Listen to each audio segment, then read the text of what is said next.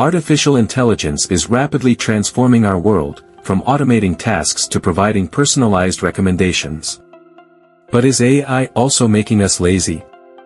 In this video, we'll explore the potential impact of AI on our work ethic and motivation.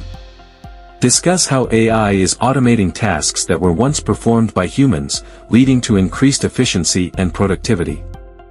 Explore the potential impact of AI on the job market, including job displacement, changes in skill requirements, and the creation of new jobs. Discuss how AI can help us become more efficient and productive by automating repetitive tasks and providing valuable insights.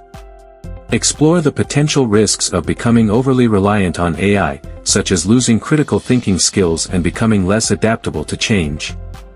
Discuss the importance of lifelong learning in the age of AI. Encourage viewers to continuously develop their skills and stay ahead of technological advancements. Explore the ethical considerations surrounding AI, including the potential for bias, job displacement, and the loss of human control. Discuss the importance of finding a balance between technology and human ingenuity.